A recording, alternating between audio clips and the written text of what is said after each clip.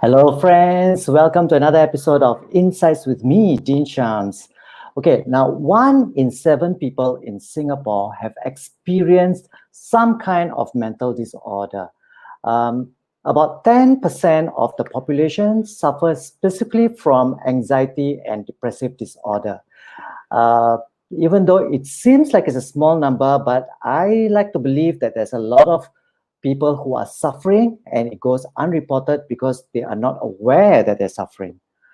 Actually, I never really thought about these issues until I recently got to know that a friend of mine is still too afraid to go out in public because of COVID. And this despite the fact that the community cases are at an all-time low in Singapore, at least. Yesterday, it was 0 cases in the community, and today is just 1 case in the community. So that's really, really low. But he still fears going out in public, especially crowded places. But what was more troubling for me is that I didn't know how I can support him in his anxiety. So it really hit me that we all need to know more about anxiety disorders so that we can help people we care about the right way. Yeah. So we all want to support people, but if we support them in the wrong way, then it's really not helping us. So this session is not about people who are suffering from anxiety. It's for people who are not suffering from anxiety so that they can help people they know, friends, loved ones who are suffering. So lucky for me, I know a wonderful person who has been supporting people with anxiety disorders for the last 3 years. So I want to get her into the studio. Hey, Carolyn. Okay. Hello. Hi. So, Carolyn Street, psychotherapist coach from Holistic Coach Singapore. So, you have been working with a lot of people who are suffering from mental disorders, especially anxiety, right? That's right. Okay. So, let's start from the very basic, right? So, I know that when I'm a professional speaker. So, when I go before I go on the stage, there's some kind of anxiety, no matter how many times I do it. If I have an early flight tomorrow, I cannot sleep because I'm anxious. I might oversleep. Sure. So, do I have an anxiety disorder or it's normal? And how do I know the difference between having a healthy anxiety and when it crosses over to a disorder? Thank you, Dean. It's so great to be here. So this is such a great topic. Now, how do we know when it's healthy anxiety and how do we know when it's an issue, right? It's when you can actually relate, like you can do that. You can say, okay, I'm anxious because I've got an early flight. I'm worried I won't wake up in time. I won't have enough lead time to get to the airport, etc. Then, of course, that's healthy, right? Because it's your body enabling you to plan in time to get ready for your flight, because we don't want to miss the flight, do we? So what we need to remember is remember what you want, right? I want to get on a plane. So that's one way of changing it around, rather than saying, oh, I'm so scared, I'm so frightened. A lot of people say, I scared, and this is Singlish, I'm still in Singlish school. I scared I'll miss the flight. Instead of saying, I'm scared I'll miss the flight, change it to, I don't want to miss my flight. Which one feels more empowering? And if you can the acid test is this, litmus test, whatever you call it. Test is this. Whatever test, right? Yeah. If you can change the thought to, I don't want to do something, or I would rather do this, it's an easy thing for you to differentiate between normal anxiety, which is your body preempting you for something that's going to happen, which is under your control, or, oh my goodness, I'm so scared, I'm afraid, and something you've got no control over. Make sense? So like your friend who's afraid to leave the house, just to speak to that, he feels a loss of control. He feels a loss of his liberty, a sense of unknown, right? If he leaves the house, there's COVID in the world out there, okay, at large. And that's something that's not in his control. In your case, these things are under your control. You are able to make it to your flight. So the word is control. The word If is you can control. control, you don't have a disorder. But if you cannot control The and you're kind of a, situation. yeah, you are like a prisoner to that anxiety, then you have a disorder. In many respects. Yes, in many respects. So I was doing a little bit of research on this before I got you onto this show, and I realized that there are different types of anxiety disorders. Maybe you can describe some of them so that we are more aware of it. Great. I love it. So one thing about language is language can cause anxiety in itself. So I personally dislike labels intensely. And that comes from a lot of the philosophy I've been doing and practicing in a pursuit of understanding my own condition, which is acute and chronic anxiety since I was young. Doesn't matter. The point is there are many different types of anxiety. Yes, there are. People classify them: social anxiety. We've got performance anxiety. We've got relationship anxiety. You name it, we can put the word anxiety to it, right? So when we say disorder, we're calling it something that causes alarm, a stressful feeling in people. It's a disorder. It's not normal. But if we call it a state, it's just another state. It's like energy is energy. If we don't bad energy, good energy, we love to say things are bad or good. But if we take away that loadedness from it, it makes it much easier to deal with and much easier to look in the eye and say, am I really anxious? And what is the cause of my anxiety? Okay. So one quick remedy I like to do when I feel anxious about something is a phrase that goes, what's good about this that I'm not getting? Because I believe my mind is always trying to help me. What's good about this feeling that I'm not getting? What is the good intention behind my mind prompting me to feel alarm, right? It's just telling me, I need to pack my suitcase. I need to make sure I have my documents ready. I need to make sure that I know the travel time to the airport, for example, in the example of getting on a flight in time. That one, yeah. Or getting to a meeting or, yeah. And you have worked with many people, and you're also saying that you have suffered from anxiety yourself. So what is the most common type of anxiety issue, if there is one common type? I'm going to be rude and I'm going to change your vocab, please. I didn't suffer, I experienced it. So we just tweak that vocab. We tweak that vocab. Okay. You know what I mean? So we don't, thank you. We don't see things as problems. We see them as projects. A project is something that you work through and there's a positive outcome at the end. Okay. So I don't mean to be rude. No, I understand that. I think that's a very, very important point that Caroline has just made. We are so used to using like the word suffering from something. And Caroline, you made a very good point. So from now on, let's call it an experience, right? So if you know someone who is experiencing anxiety disorders, that's what it is. It's an experience, which means it doesn't make him like what disordered or abnormal or wrong or yeah. So it's just a moment in that time that he's suffering from. Oops, he's experiencing it. You know what? Because it is so commonly used, suffering is so commonly used, suffering from this disease, that illness, whatnot. So it just comes out. But I think that is a very good point that you made. We just need to be aware. That's it. I had a friend who bought my book. I mean, she's a lifelong friend from uni, best friend ever. And she said, I don't suffer anxiety. Although I know she does, because when we talk about things, I know she's worried about things. And she says, but my sister does. And she was then joking about how her sister tried to take the book from her. You know, her siblings, like that. Oh, I want it. It's mine now. Because she said, my sister suffers. And I was like, she said, I don't suffer, but my sister suffers. Well, we're all anxious, and it's just how we look at it. So if you see that I don't suffer it, but you're dealing with planning for things on a day-to-day basis, then it's not a problem for you. It's not a project for you, but you still have things on your mind that might be preoccupying. So there's different states. Yeah. So yes, right. Where were we? We were on. What is the most common type of anxiety Mm, that you have thank you. experienced in your clients? Thank you. Thank you. Yeah. At the moment, yes, thank you. At the moment, because I'm known as a former Polytechnic lecturer, I was a lecturer at Mm, one of the most beautiful polytechnics for 20 years, and I loved it for the most part.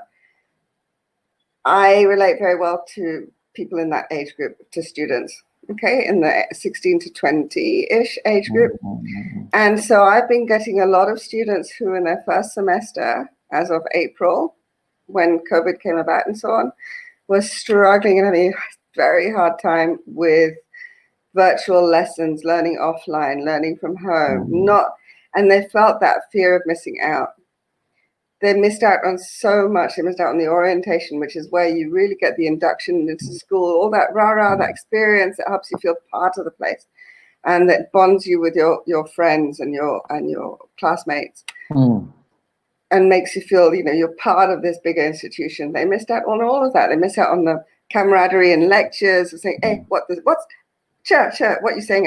To their friends mm, and all that jostling and stuff and that fun experience of poly life, which is such a major experience and milestone in somebody's educational mm, journey, as you know. mm, So a lot of students who are having a very, very hard time with studying on their own with all the new material, the very brand new and unfamiliar, unknown approach to learning, which if they'd had that ease in as the Polytechnic is supposed to have, right, would have been much better, much less and mitigated for them. And I So think it's also the anxiety becomes worse. Can I say? If you don't have the resources, I know we all yeah, assume that everyone has a computer at home, but not right. everybody does it. And when you don't have it, that's even more. It amplifies the whole effect of that. So much Yeah. so. So Yes. much so. So So okay. So what type of anxiety would you say is most common? if I'm really honest with you, I don't Mm, believe in classifying.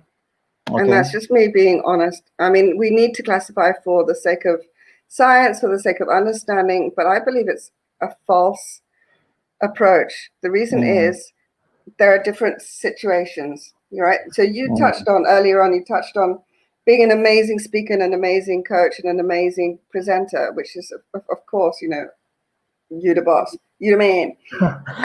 No, I know I'm not flattering, but we still get those little tinges of the butterflies and all that stuff mm, about make the butterflies fly in mm, formation. mm, mm, That would stress me out because I'm like, wait, I don't relate to that feeling as butterflies. Okay, I can understand somebody else does, but for me it's a different thing. And then you ask me to make them fly in formation, that makes stress because I can't mm. visualize them. I've got aphantasia. I can't visualize like other people can.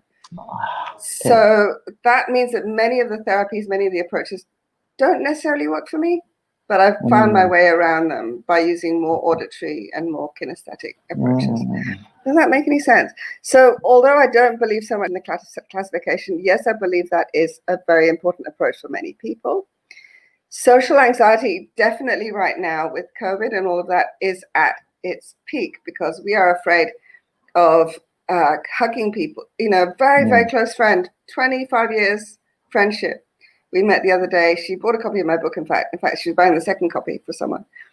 And I didn't go to hug her. I went to give her a virtual hug like that, like kind of the like it's gesture of just it, a right? gesture, yeah. Yeah, like an energetic hug kind of thing. I'm a real hugger in person. So she was like, hey, cannot hug.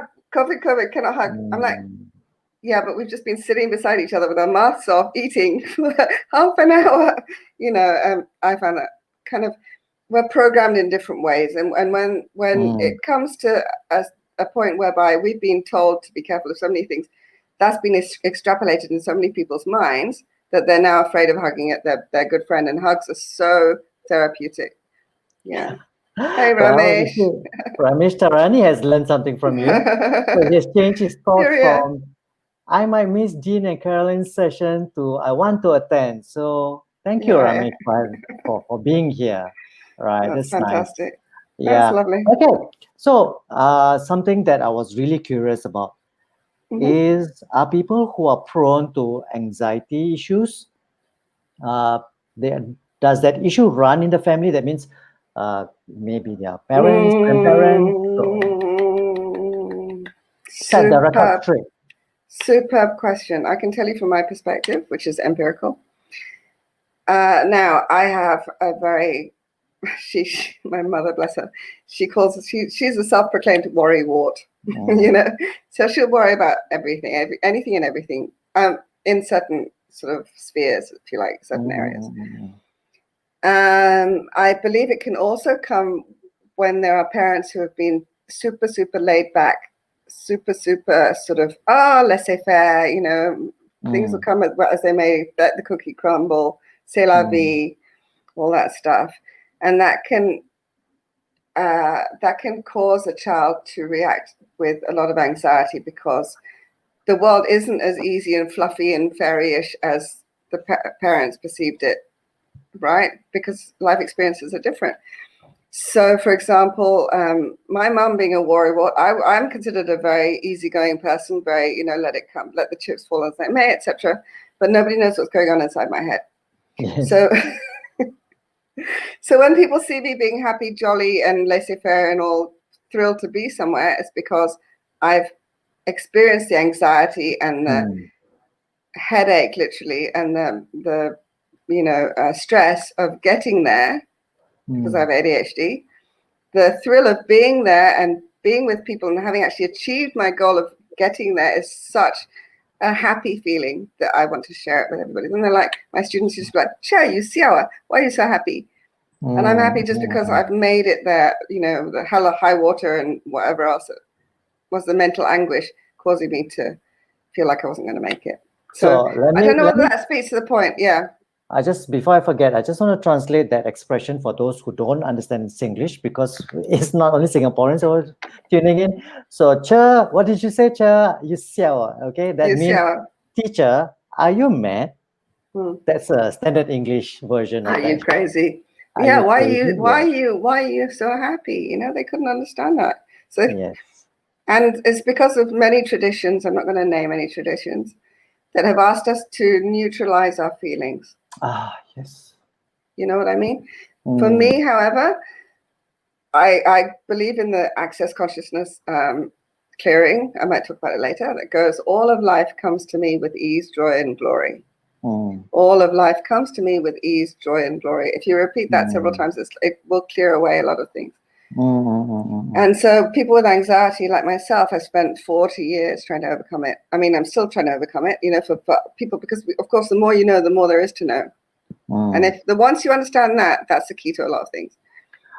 Caroline, I've met you many times, and I would have never guessed that you have anxiety issues. Never. If you didn't tell me, I wouldn't. So this brings me to the next question. First, how do someone who has it manage the situation, maybe from your own experience and what you have learned from your clients or what you have shared with your clients? And then we can move on then to how can people who know someone with this issue support them? So let's start with the first one. So how can someone who is experiencing anxiety disorder manage it? Thank you. So yeah, like I said, I've spent a good 40, I would say 50. I mean, I'm 50 now, so it's been a lifelong quest since I can remember, right, of feeling anxiety. Now I'm going to show you my book very quick. This one is a teen book, and it's called Anxiety and Us. It's available. I'll put it in the comments. It's a group book, a teen book, and each author, there are 12 authors. I wrote 2 chapters. Each author has contributed a story and their method of how they overcome it, their different types of anxiety. I cannot identify with each person's experience because that's not my experience. Makes sense? But it is like a buffet of different records and truthful sharings of how 12 of us, and I know them all personally, have gone about dealing with anxiety themselves. So that's the first thing. Second thing is Please, please, please don't feel like you are inferior or wrong or inept or incapable. If you cannot deal with, if you don't understand or you can't relate to someone saying, oh, don't worry, be happy, then you're worried your face will frown. That'll get everybody down. Don't worry, because we can't help it. And there's also another situation or common thing that people who don't have the issue Don't relate to it.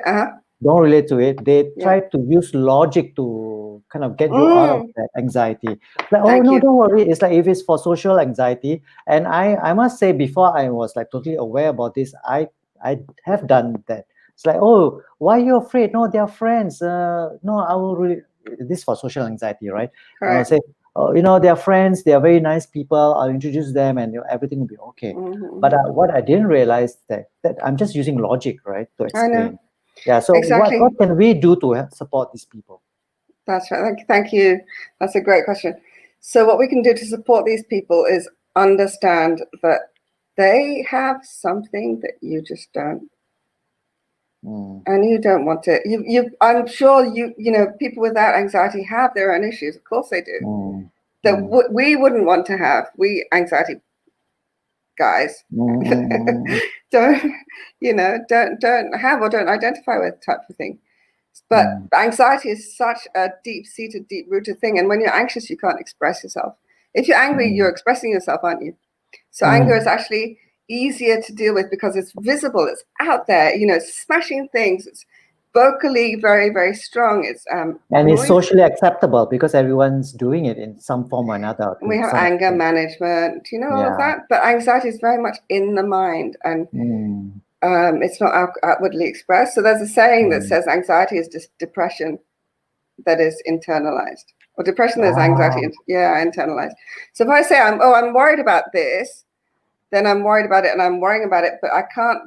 It's very difficult to stop those thoughts, but people assume we can just stop the thoughts by meditating. However, if I meditate, I get more worried because I'm like, am I doing this right? The thoughts become more amplified in my head. It's very, people say, mindfulness or mindlessness, meditate. Yeah, one size doesn't fit all. I know that at that point, once that is triggered, it's not very easy for the person to like, oh, okay, let me go and meditate, because the mind is going all over the place, right? Yes, and it's like food. It's like an addiction to food. We can't, as human beings, if we stop eating, we'll die. If we stop drinking water, we'll die. Pardon me. We can't. Thinking is part of our. I think, therefore I am. So when does thinking become overthinking, become anxiety? And we just need to be able to recognize those patterns in our own minds and say, is this constructive? Is this helping me? And when there's so I want a few tips on how when someone I start to kind of suspect that someone is experiencing anxiety, and it's a disorder, not a normal, like a common anxiety. What should I say? What should I do? Please advise. Sure. Again, that's in my book, because I've spent all this time, really, and time and energy, and I've thoroughly enjoyed it and being able to find solutions that work for me. Meditation by all means works for other people. I need to do active meditation. I need to really move my body and get it out of my system before I can sit down and be quiet. But how can we? Correct. So one option for people who find it impossible to sit still, because that freaks them out even more, and it's energetically proven, by the way, sitting down causes more anxiety. Yeah. So get yourself off your seat. You can lying down is better than nothing than staying seated. As they say, sitting is the new smoking. Stand up, do something. If somebody, and if you break the pattern like that, then the person will get anxious because they were like, I was on a train of thought that they perceived as being useful. So you've got to be careful. So just say, okay, you can hold your thumb, and the thumb has the energy meridians in it. I'm trying to make it simple. This is 18 years worth of study, by the way, of mine. The energy pathways that deal with anxiety are in the thumb. Essentially, the simplest thing to do is hold a thumb. That's why babies suck their thumb to alleviate the anxiety. Which one? No. That doesn't. Whichever one you grab, your body knows.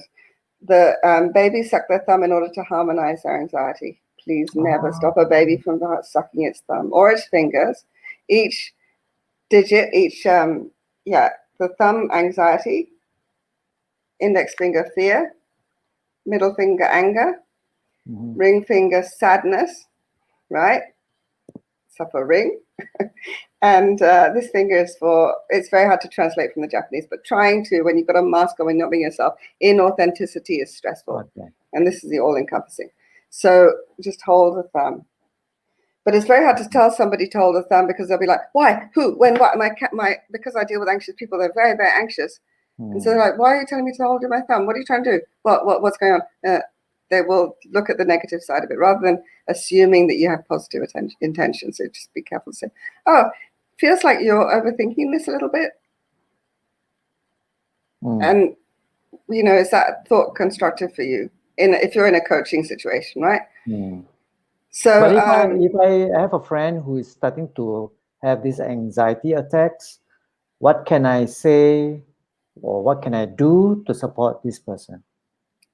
The best thing you can do, Dean, be there.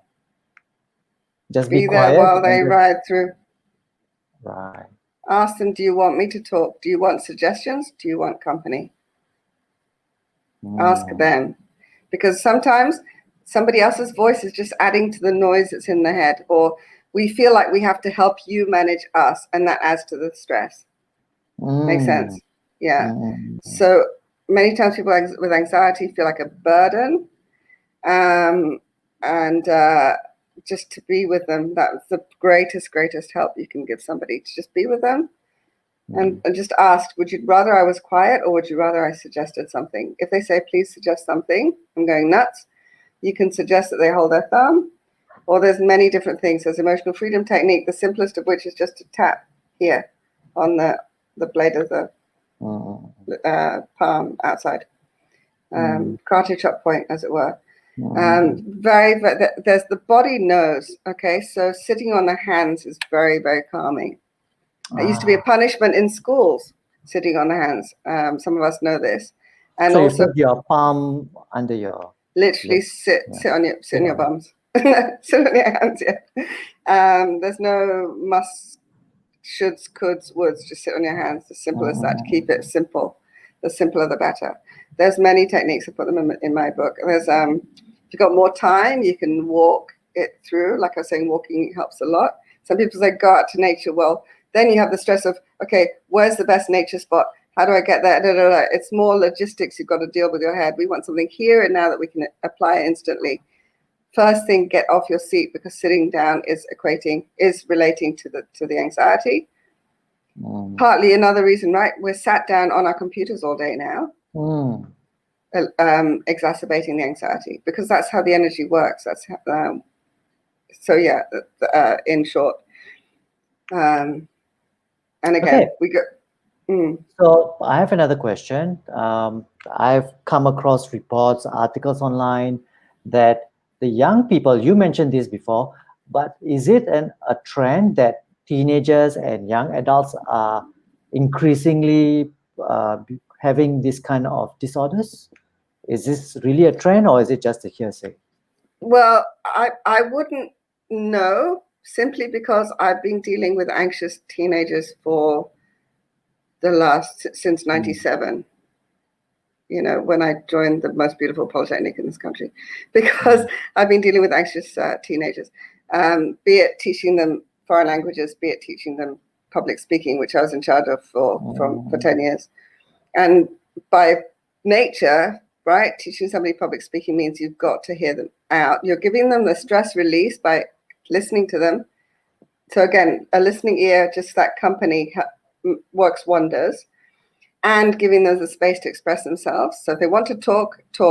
Someone with stress and anxiety in the system that I work with, which is called Jinshinjutsu, will overshare, will overtalk, will talk too much or talk too little. It's a continuum. So people with anxiety will either talk too much or talk too little. That's how you can tell. They're Geminis or Cancerians usually. But we're all wired differently. Gemini. So that aside, do I think it's increasing? No, I don't believe it is increasing, because I see people with public speaking anxiety all the time. I'm a Toastmaster. I'm a trainer in public speaking. I'm locked into that kind of environment all the time. Make sense? Be it, So it's not a trigger for you anymore, right? Because you're so used to it's it. never been a trigger for me. So that's a strange Wow. thing. I get performance anxiety. Like before the show, I was just like, okay, what?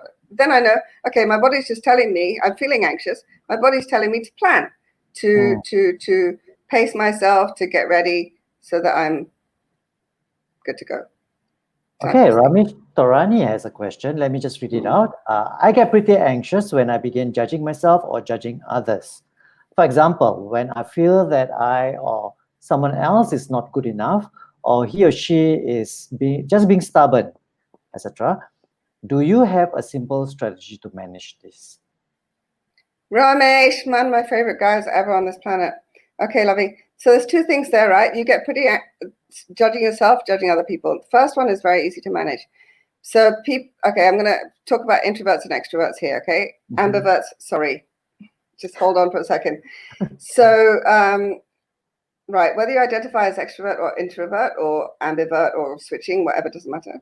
If there is such thing as extrovert guilt, and I treat a lot of people who have just been the usual joyful, ebullient, expressive selves as extroverts, and then realize, oh my God, the introverts have been somehow overwhelmed by me. I've made them feel wrong. I've something like that, whatever.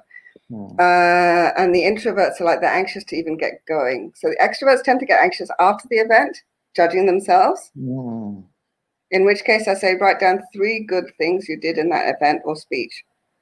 Good things. Focus on the good first. Later, your subconscious mind will have processed what you need to do to improve for the next time. But for now, focus on the 3 good things.